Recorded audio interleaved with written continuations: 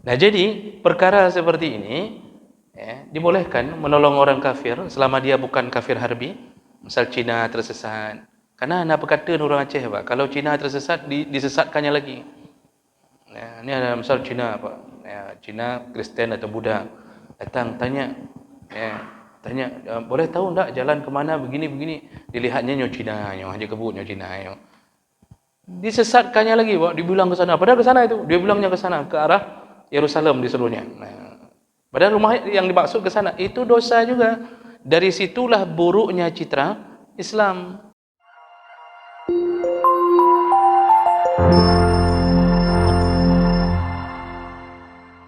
Assalamualaikum warahmatullahi wabarakatuh. Innal hamdalillah nasta'inuhu wa nastaghfiruh wa na'udzu bihi min shururi anfusina wa min sayyiati a'malina. Man yahdihillahu fala mudilla lahu wa man yudlil fala hadiya lahu. Asyhadu an la ilaha illallah wahdahu la syarika lahu wa asyhadu anna Muhammadan 'abduhu wa rasuluhul karim. Allahumma shalli wa sallim ala nabiyyina wa sayyidina al-Mustafa Muhammadin wa ala alihi wa ashabihi ajma'in. Amma ba'd. Rabbi shrah li sadri wa yassir li amri wahlul 'uqdatam min lisani yafqahu qawli. Segala puji bagi Allah, kemudian salawat dan salam pada Rasulullah, pada keluarga dan seluruh sahabat-sahabatnya. Ya Allah muliakan bapak-bapak dan ibu-ibu jamaah salat maghrib dan Isya insyaAllah. Dan semoga Allah membalas kehadiran kita dengan pahala yang berlimpah insyaAllah. Bapak Ibu yang Allah muliakan, kita masih membahas tentang adab ketika berada di jalan. Dan kita sudah bahas beberapa adab ketika orang melakukan majlis atau duduk-duduk di samping-samping jalan. Dan di antara yang sudah kita bahas adalah seseorang ketika berada di samping jalan, maka hendaknya dia menahan pandangan matanya, menundukkan pandangan matanya, kemudian hendaknya dia menahan agar tidak memberi mudarat pada orang dengan kehadirannya di samping jalan. Artinya jangan sampai kita mengganggu orang lain, baik lisan kita, tangan kita, atau bahkan kenderaan kita. Yang dimaksud tentu jangan parkir yang menyebabkan orang sampai macet, tidak bisa jalan. Ini ada orang-orang yang tidak pernah mengaji, tidak faham adab dalam agamanya sendiri. Bahkan ketika jalan sempit pun dia pakai mobil, lalu dia parkir hampir separuh badan jalan, sehingga orang di belakang kadang-kadang sampai macet. Ini sebenarnya tidak beradab selama masih bisa dia pinggirkan ke samping-samping jalan. Kemudian wajib menjawab salam. Kalau siap duduk samping jalan, wajib menjawab salam. Tidak boleh bosan-bosannya menjawab salam. Kemudian melakukan amar ma'ruf dan nahi mungkar.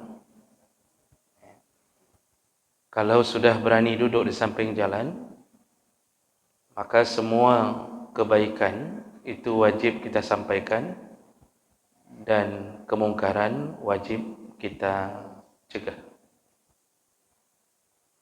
Seandainya kemungkaran itu lewat di depan mata dan tidak kita cegah, maka itu menjadi salah satu dosa bagi kita. Jadi ini yang sudah kita bahas. Baik, kita lanjutkan Berikutnya, ada berikutnya yaitu hidayatus sabil anit tariq. Bagi mereka yang berada di samping jalan, duduk di samping jalan, maka hendaknya mereka bersedia dan selalu siap sedia untuk memberi petunjuk jalan bagi mereka yang menanyakan arah jalan. Mereka yang tidak tahu jalan, yang tersesat, dan mereka kemudian melihat kerumunan orang di samping jalan, atau mungkin kita berada di samping jalan saat itu, atau kita punya toko samping jalan, lalu orang turun untuk menanyakan jalan, maka wajib bagi kita menunjukinya. Tidak boleh acuh tidak acuh dan tidak boleh membohonginya. Nabi sallallahu alaihi wasallam yang mengatakan masalah ini.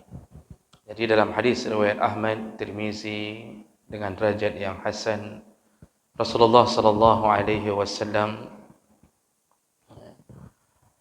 mengatakan, in abaitum illa an tajlisu, kalau seandainya engkau terpaksa atau sudah terbiasa duduk-duduk di samping jalan, maka fahdu as-sabil. Di antara kewajibanmu adalah fahdu as-sabil, yaitu memberi petunjuk bagi orang yang kehilangan arah. Jadi resikonya begitu, Pak, dan itu wajib. Jangan sampai ada orang yang turun tanya alamat kita, karena sudah dari tadi pagi kita duduk ada sekitar 12 orang yang nanya, orang ke-13 kita tidak mau jawab lagi. Kita bilang, oh katanya mbak gau kahek, dari penuh mengah aku jawab-jawabnya. Itu tidak boleh. Tidak boleh seseorang sudah tanya sama orang. Saya dari tadi pagi sudah kasih jalan orang ini, kasih tahu jalan. Dah bosan saya. Oh, kalau bosan jangan buat toko di samping jalan. Jangan duduk-duduk di samping jalan. Walaupun perintah ini bentuknya adalah sunnah, tapi makruh kalau seandainya ditinggalkan, sehingga seseorang menjawab orang-orang yang membutuhkan pertolongan dia dengan acuh tak acuh. Dan ini tidak bisa dihilangkan dari kehidupan kita, karena ada musafir-musafir yang kadang-kadang kehilangan arah, maka dia turun, maka dia akan menanyakan alamat kepada kita. Dalam hadis yang lain dari Abi Hurairah radhiyallahu anhu, ada seseorang bertanya kepada Nabi, sa'alu an-Nabi sallallahu alaihi wasallam an haqqit tariq. Ada seseorang bertanya kepada Nabi tentang kewajiban orang yang duduk di samping jalan. Lalu Rasulullah menjawab salah satunya adalah irsyad as-sabil. Wajib hukumnya memberi petunjuk kepada orang yang membutuhkan petunjuk.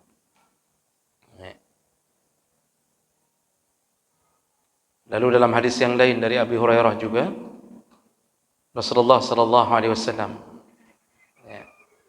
ketika ditanya, apakah ma yubayyinu anna hidayatas sabil minas sadaqat, Rasulullah menjelaskan bahawa memberi petunjuk jalan kepada orang itu termasuk sedekah. Dan Rasulullah mengatakan wadullut tariq sedekah, dan orang yang memberi petunjuk kepada orang yang membutuhkan pertolongan untuk mengetahui arah jalan itu termasuk sedekah. Jadi pahalanya pahala sedekah. Jadi ini di antara adab, yaitu kalau sudah berada di samping jalan, siap sedia untuk ditanya-tanya orang. Tanya di mana rumah fulan.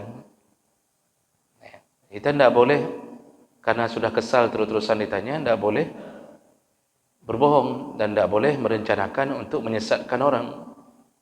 Sehingga kadang-kadang ketika ditanya orang, di mana rumah fulan, lalu kita jawab, jalan lagi ke depan sekitar 1 kilo lagi, terus belok kiri, nanti setelah itu belok kanan 2 kali, lalu kemudian di situ turun, tanya, di situ ada pos ronda.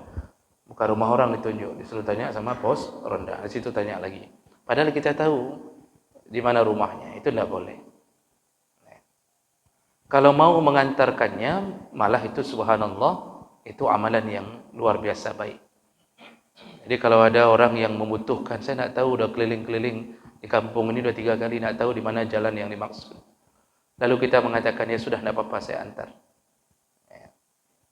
Lalu diantarkannya maksudnya diiringi sampai dia tahu. Itu sudah termasuk amalan yang terbaik yang Nabi sebutkan, yaitu menolong orang yang sedang kesulitan. Karena Nabi ketika ditanya amalan apa yang terbaik, amalan apa yang paling dicintai Allah, ayul a'mal ahabbu ila Allah azza wa jalla, amalan apa yang paling dicintai Allah. Salah satunya Nabi menjawab adalah takshifu anhu kurbah, engkau melepaskan kesusahan atau kesulitan orang lain. Dia sudah susah itu, alega muwek-wek dalam kampung, dah 3 kali dia keliling-keliling, tak tahu mana alamat. Lalu siap sedia kita mengantarkannya. Ini adalah amalan terbaik. Dan kita kadang-kadang menganggap remeh amalan seperti ini. Kita mengatakan ke orang, alah malaslah kita antar, alah nanti dia cari sendiri itu. Padahal dia sudah berkeringat, tak tahu di mana dari tadi alamatnya. Rasulullah sallallahu alaihi wasallam berpesan, la tahtaqiranna minal ma'rufi syai'an. Jangan engkau menganggap remeh amal baikmu walaupun sedikit. Maksudnya, jangan sampai engkau tidak mau melakukan amal yang kecil-kecil. Jangan engkau anggap remeh amalmu yang kecil-kecil, yang sedikit. Walau antalqa akhaka biwajhin taliq. Bahkan Nabi mengatakan, Allah itu menghargai amal kita walaupun hanya dengan mengembangkan senyuman atau membuat wajah kita ceria ketika orang lain datang. Membuat wajah berubah saja, Pak, menjadi ceria gara-gara kita sambut orang, ternyata dicatat oleh Allah. Ini Nabi yang mengatakannya. Senyuman, apa susahnya senyum? Tinggal sungging bibir saja sedikit, sudah pahala. Orang lain ketika bertemu kita wajah kita dalam keadaan sedang susah. Ya, orang itu bertemunya tanggal-tanggal 29. Kalau tanggal 1 kan biasanya kita wajah berubah. Ini tanggal 29 dia datang, wajah kita sedang susah. Tapi karena kita sudah terbiasa beramal saleh sesama mukmin, begitu dia bertemu kita, langsung wajah kita senyum. Wajah dari susah kita buat-buat menjadi tidak susah agar orang itu tidak merasa segan bertemu kita. Ini seperti ini saja, subhanallah, dicatat Allah, kata Nabi, dicatat Allah. Karena nanti ada tipe-tipe tu orang kita tu, tidak bisa senyum. Tapi menyogeduk kedai kopi, gekak-kak biraya. Kalau sedang duduk di kedai kopi itu ketawa, Masya Allah. Tapi ketemu orang, tak mau senyum. Wajahnya mengkurap begitu, Pak, cemberut begitu. Dia tidak tahu kelebihan amal-amal yang kecil. Allah tidak peduli. Mau amal besar, mau amal kecil, itu surga, hak prerogatif Allah. Kalau Allah ingin mengatakan engkau masuk surga karena suka tersenyum sama orang lain, hak Allah, siapa mau protes? Adakah Nabi Muhammad berdiri, oh tidak boleh, masa senyum aja bisa masuk surga, itu yang tahajud kenapa nak masuk surga? Suka-suka Allah. Qul innal amra kullahu lillah. Semua urusan antara mengazab, mengampunkan, itu urusan Allah. Jadi Allah sebutkan itu. Au yatuba alaihim au yu'azzibahum. Allah suka-suka mau kasih taubat ke orang, mau menzalimi orang, mau memberi azab, suka-suka Allah. Makanya banyak hadis-hadis dengan amalan kecil orang masuk surga. Surga milik Allah, yang buat Allah, yang persiapkan untuk mukmin Allah. Mau Allah buat tes suka-suka Allah, silakan. Makanya kalau sampai kita ditanya orang, kita sedang duduk samping jalan, ditanya orang, "Lakai maaf Bapak, mohon maaf Bapak, ini alamat fulan mana? Langsung wajah kita enggak sedap lihatnya, Pak. Langsung kita mengatakan, udah, tanya orang lain aja, udah malas ya. Ini amalan buruk. Malaikat mencatat keburukan hati kita. Tapi seperti yang saya sebutkan tadi, sampai dia mengatakan, Masya Allah, ya sudah, saya antarkan apa-apa. Ini Masya Allah, kita telah melepaskan kurbah kesulitan hidup dari seorang mukmin. Orang kafir boleh tidak ditolong, Pak? Boleh. Orang kafir pun boleh ditolong, selama dia bukan kafir harbi. Selama dia bukan kafir harbi yang sedang memerangi kita. Tapi kalau orang Yahudi, tidak usah tolong. Si Haji sekarang ini, Pak. Yahudi itu sekarang tidak usah tolong.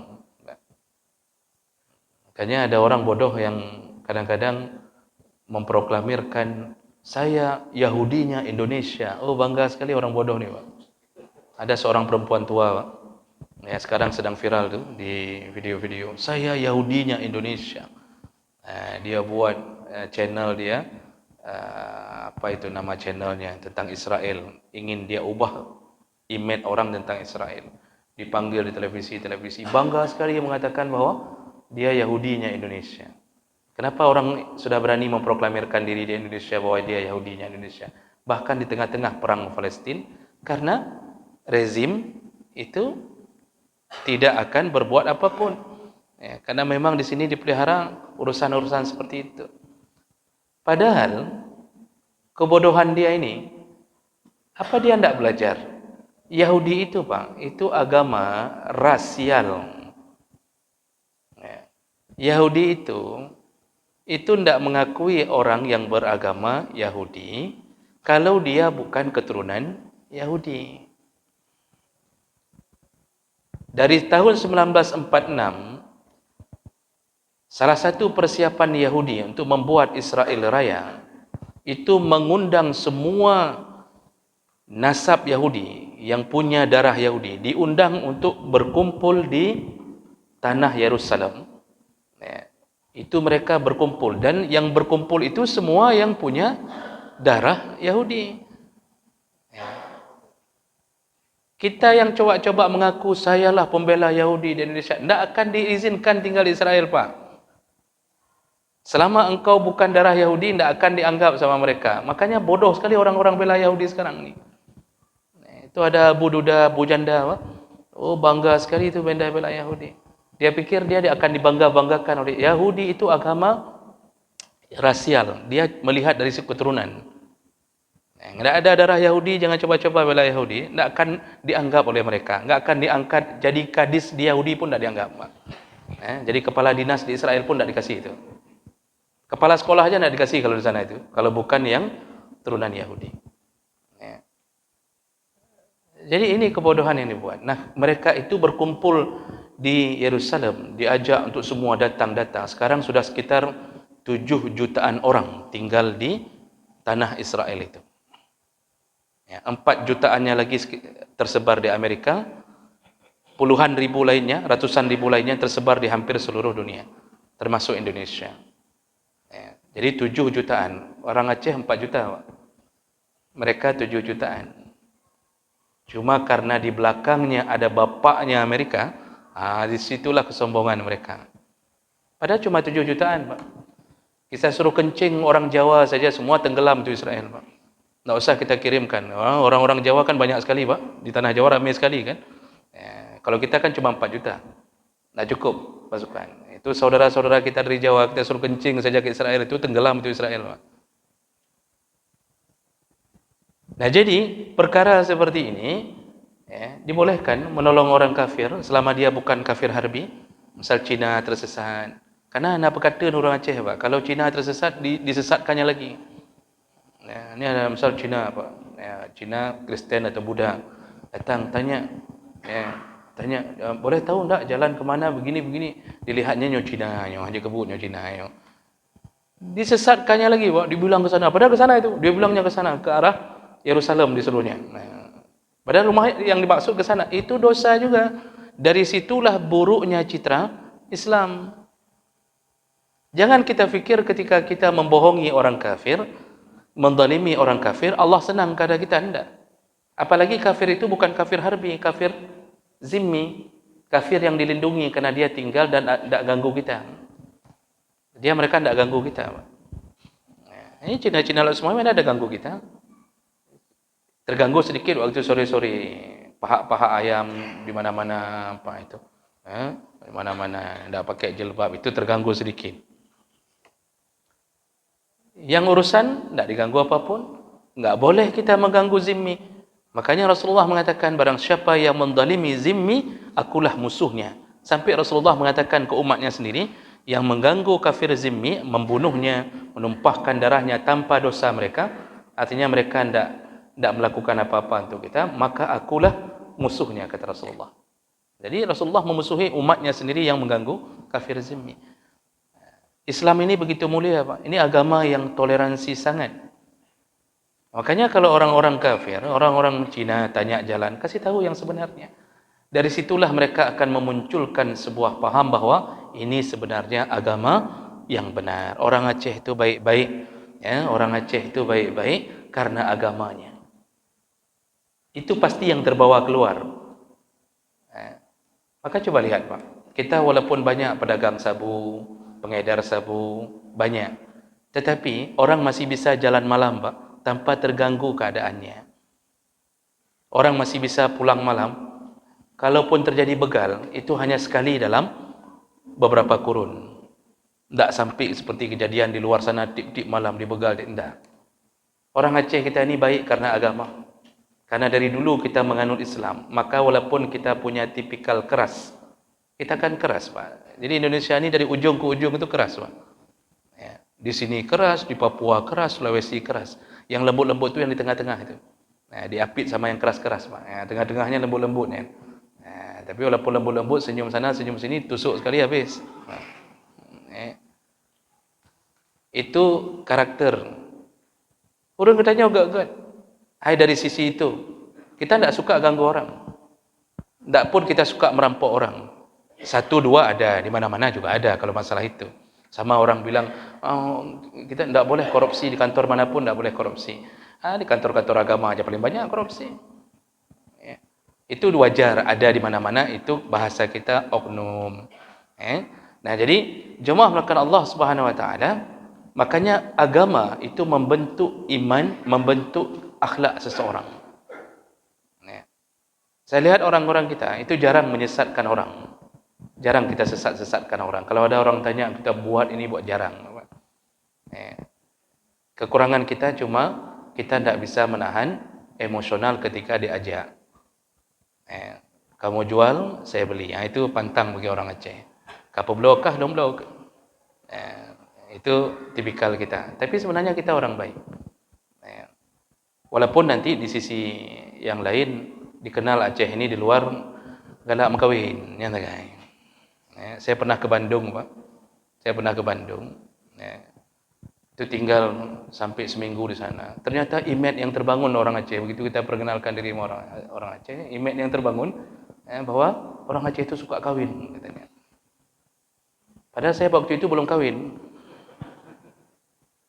Orang Aceh itu suka kawin, gitu katanya. Oh, kok bisa kayak gitu image-nya? Jadi waktu kita telusuri umur bertambah, betul juga, Pak. Tapi yang intinya kita itu tidak jahat pada dasarnya. Yang membuat kita jahat itu ketika menjauh dari agama. Maka yang maksiat-maksiat itu karena jauh dari agama. Nah, ini perkara yang patut kita jaga. Pertama, kalau sudah duduk-duduk di samping jalan, maka wajib memberitahu jalan, arah jalan kepada orang yang tersesat. Karena pemberitahuan kita lebih akurat daripada Google Map. Google Map itu, Bang, itu kadang-kadang betul, cuma banyak tidak betulnya kadang-kadang. Kadang-kadang kita diajak entah kemana-mana jalan. Ada yang masuk ke kandang bebek orang gara-gara Google Map. Nah, satu tambahan, orang yang bertanya pun itu seharusnya dia juga bertanya dengan adab, Janganlah sampai mobil berhenti, kita tidak turun, langsung dari mobil, kita buka jendela sebelah kiri, lalu kita panggil yang punya toko, kena hilai, kita ada. Katuho kah, kamu tahu tidak alamatnya di mana? Kita tidak turun itu. Itu yang punya toko, Pak. Itu di situ dia mainkan peranannya untuk menyesatkan. Karena dia tahu nih yang punya mobil ni Firaun, maka dia sesatkan seperti tersesatnya Firaun. Itu akibat apa? Kesombongan kita. Kita mau nanya orang, berhentikan kenderaan, turun, Pak. Walaupun tidak ada dalil khusus, tapi itu akhlak. Apalagi kalau yang kita tanya orangnya lebih tua. Apalagi ada kerumunan sesama mukmin, beri salam. Beri salam. Ya. Kalau sudah kasih salam, itu semua jalan dia kasih. Ini ada yang model-model begitu. Tidak ada adabnya. Ya kecuali kalau kita pakai motor Honda yang kira-kira kita mau tanya ke orang yang sedang jalan. Itu nggak mungkin kita turun karena dia, kalau kita turun dia udah jalan langsung ke depan. Kan begitu. Itu okey lah. Kita langsung stop sebentar. Tapi kalau pakai mobil, itu jangan sampai tidak hormat kepada pejalan kaki. Karena dalam urusan memberi salam, masih ingat waktu kita belajar adab memberi salam? Bagaimana Nabi katakan? Yang naik unta kasih salam pada yang pakai keledai, Yang pakai keledai, dia yang duluan kasih salam kepada yang berjalan kaki. Yang berjalan kaki, dia duluan yang kasih salam kepada yang duduk. Itu adabnya. Jadi bukan orang bawah kasih salam ke atas, yang atas kasih salam. Yang punya mobil itu kasih salam kepada yang pakai motor di sampingnya. Itu pakai Honda. Jadi bukan orang Honda yang lit motor yang bisa bukan. Orang motor buka jendela, Assalamualaikum. Itu adab sesama mukmin. Rasulullah sallallahu alaihi wasallam itu mengajarkan sampai sekecil-kecil itu. Itulah agama kita. Itulah kebenaran agama. Bapak Ibu, tidak ada dalam agama lain. Silakan cek dalam kitab agama lain yang bagian manapun yang mengajarkan kemuliaan sampai urusan kencing jangan berdiri, lalu kemudian yang kecil-kecil, sampai urusan kalau batang kayu tumbuh lalu setengah cabangnya sudah masuk ke rumah tetangga, maka buahnya itu menjadi mustarak, hak bersama. Begitu diajarkan dalam agama. Kita tanam pohon di tanah kita, lalu cabangnya menjorok ke rumah tetangga. Di sana rupanya berbuah banyak. Maka buah itu milik bersama. Apa yang kerugian dari si tetangga menyapu sampah dari pohon kita, maka begitulah hak dia mendapatkan hasil dari pohon itu. Tapi bersama. Dan itu yang punya pohon diajarkan dalam agama itu sampai dia datangi tetangga itu, minta keridhaan. Ini pohon saya udah masuk ke sini nih. Kalau kita potong, sayang, di sini banyak buahnya. Izin pohon ini mungkin nanti akan di sini, sampahnya turun ke sana. Dan ibu kalau mau ambil buahnya, ambil aja, tidak apa-apa. Itu begitu seharusnya adab seorang mukmin. Itu keindahnya Islam. Makanya Nabi itu benar-benar menjadi rahmat lil alamin. Wa ma arsalnaka illa rahmatan lil alamin. Okey, baik. Itu yang pertama untuk malam ini bagi yang duduk-duduk samping jalan.